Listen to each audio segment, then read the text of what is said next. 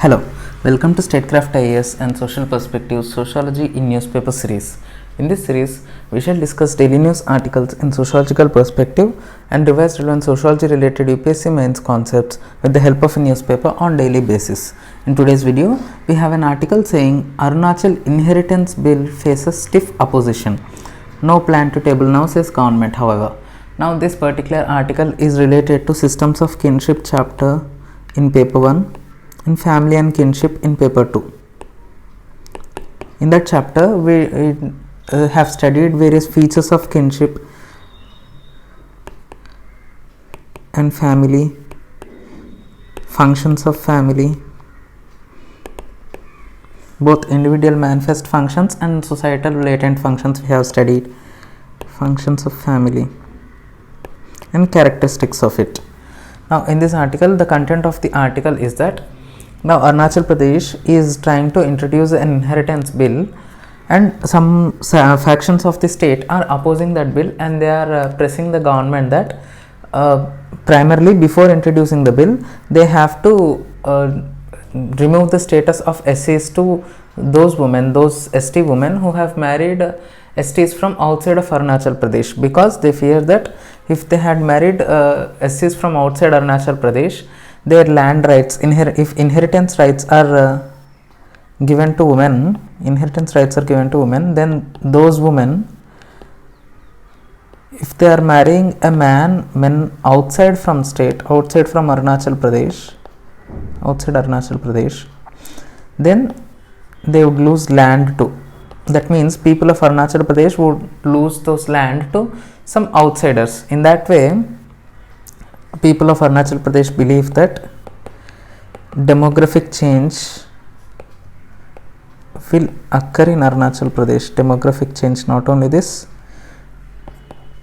distribution of land will get altered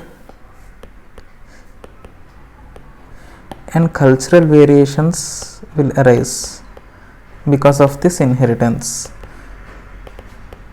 They are per se not opposed to inheritance rights being given to women, but they just want that SC status to be ripped off from those women who are marrying men outside of the Arunachal Pradesh. So this is the basic content of this article, and this article can be linked to our systems of kinship chapter, because in that chapter we have studied that Harry Johnson says many of the functions of kinship and importance of it are diluted by economic and social changes. Now he primarily says this statement in light of economic changes like industrialization, because industrialization has resulted in migration, and migration has resulted in the birth of nuclear families.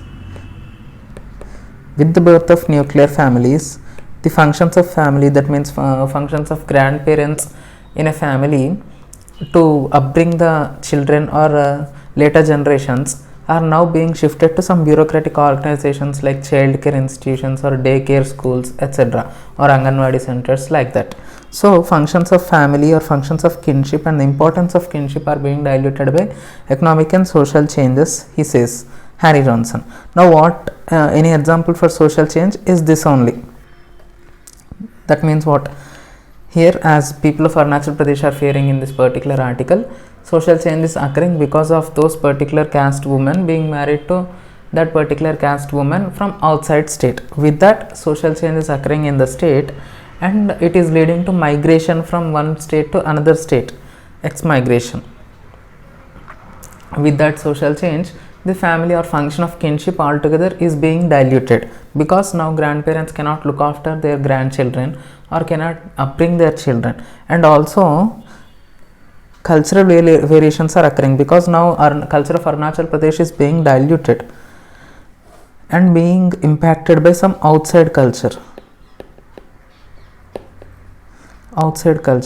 This has been one of the criticisms or one of the dysfunctions of family. That means cultural variations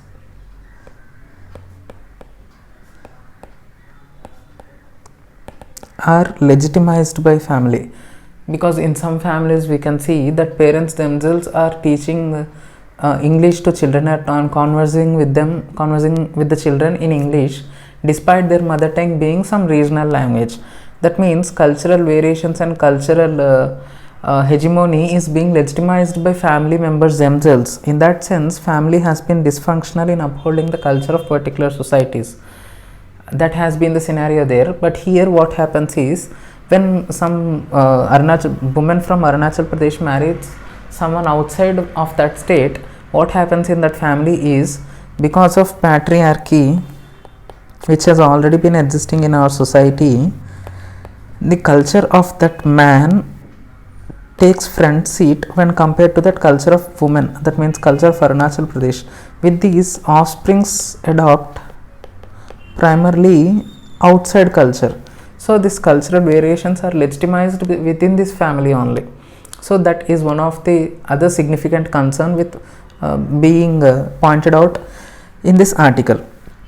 On the other hand, Morgan says family is depicted as remarkably harmonious social institution, but in reality it may not be so. See, Morgan feels that family eventually comes up with tensions and stresses, and these tensions and stresses, some thinkers think that they are vented out by shouting at children, etc. In that sense, it may not be harmonious social institution. But here what happens is, in this particular article, now family in the sense is nothing but grandparents, parents, that means husband and wife, and children. Now when these parents are marrying from outside culture or ex culture, then these grandparents cannot be in harmony with these parents themselves. So Morgan's statement is highly significant here, in particular when marriage is happening between two different cultures or two different languages or two different regions, and it is more so significant when that particular marriage is happening without the consent or without the will of the parents, without will of these parents, grandparents. So in that sense, in that situation, though family is depicted as highly harmonious institution, it may not be so in reality, says Morgan. So moving on to the next article, here it says agency is given list of 15 names to file fake FIRs against, says Deputy CM Manish Sisodia. Many people on this list are from AAP, says Deputy CM. Now this particular article, whether these allegations are true or not, we are not concerned of them, but assuming that these allegations are true, what we can do is we can link this article to bureaucracy chapter in Max Weber, bureaucracy of Max Weber. In that chapter, when Max Weber described bureaucracy as ideal type and has listed some features of bureaucracy, what did Marxists do? They have criticized this bureaucracy, saying bureaucracy, be it political bureaucracy or permanent bureaucracy, what they do is they always serve the interests of upper class people or interests of have class. Now what this bureaucracy or bureaucratic institutions like CBI, ED and other police organizations are doing in this particular article, they are serving the interests of political elite or political class, those who are in power, and they are being partial in nature. This partiality is shown because this political elite or political class which is in power is have class,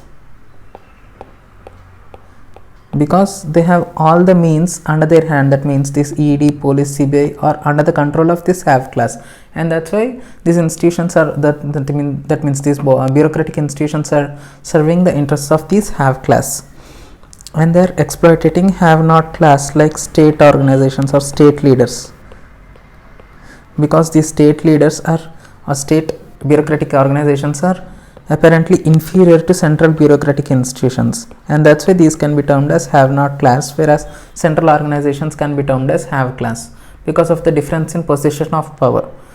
and that difference in possession of power is leading those central bureaucratic organizations to become subservient to central political class, which can be treated as have class. And this was the primary criticism of Marxists to Max Weber's bureaucracy. Also, R.K. Merton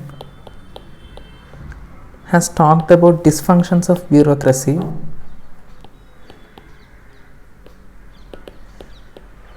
but he has highly concentrated upon rules and adherence to these rules and regulations. He says this strict adherence to these rules and regulations may be counterproductive in nature, and bureaucrats may compromise rationality when they are highly adhering to these rules and regulations, says R.K. Merton. So that's all we have in this article. If you like the content, please like, share and subscribe to Statecraft IS. If you have any comments or criticisms, or if you have anything to say, please comment and let me know in the comment section. Thank you for listening. Have a nice day.